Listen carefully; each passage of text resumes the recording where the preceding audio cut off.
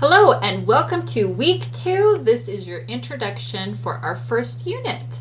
As you'll recall, our class is largely made up of 4 essays, and our first one is going to be a narrative essay of sorts. This is called a literacy narrative. That will be the focus of this paper. So you've probably written narratives before in an English class, so you know that a narrative is a story. A narrative must contain components of a story, including character development, setting, a plot structure, things like dialogue, descriptive language, word choice. All of those things will be essential to your narrative. But in this narrative, a literacy narrative, your focus is going to be on the topic of an event that you've had in your life surrounding literacy. Essentially, your experiences with reading and writing. So as you begin this unit, be thinking about events or experiences that you've had with reading and writing. You might consider times that you've improved, times where you've failed, times where you have surprised yourselves. You can think about your earliest memories with reading and writing, or sometimes that you have excelled in something. So those are things that you're going to be thinking about. And to get us started, you are going to read a chapter from our textbook that is on literacy narratives, and that will give you a really good idea of what you should be emulating. This text includes model essays, and I want you to pay close attention as you're reading of what these writers are doing well that makes their literacy narrative successful. Do they have a strong narrative voice? Do you understand the theme or the message that they are conveying? Does it make you feel something emotionally, or do you have a new understanding of something and have some new empathy?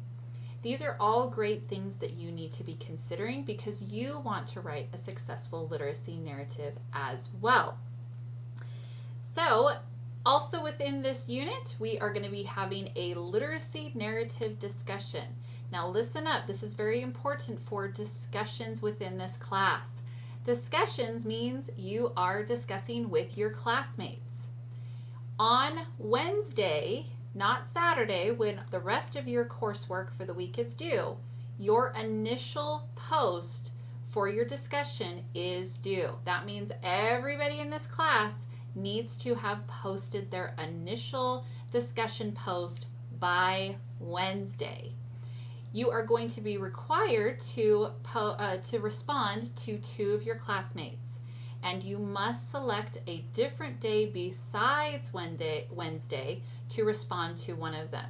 In essence, that means that you cannot come into the discussion, hang out there for 30 minutes, respond to 2 people, and then you're done. You need to come back and respond, see if people have posted something new, something that you want to talk about, and you're going to engage in that discussion on a deeper level.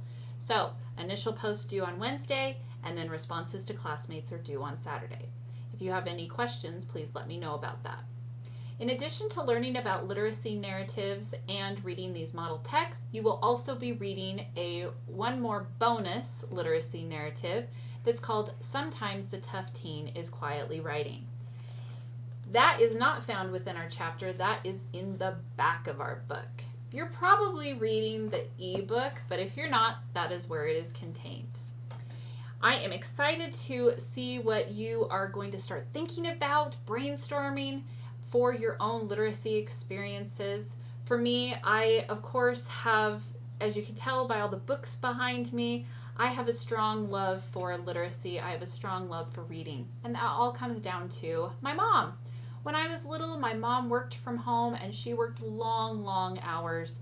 And my sister and I were largely left to our own devices while she was reading. My mother signed us up for a Book of the Month club, which was old Disney stories. And it was amazing. And every month in the mail, we would get 2 brand new books. And my mother, no matter how busy she was, no matter what she was doing with her work, when those books came, she would stop what she was doing, she would plop my sister and I on her lap, and she would read to us. My mother read to us relentlessly. and she taught me the importance of literacy and gave me a strong love for books, again, as you can tell by my background. I'm looking forward to this week. If you have any questions, please let me know.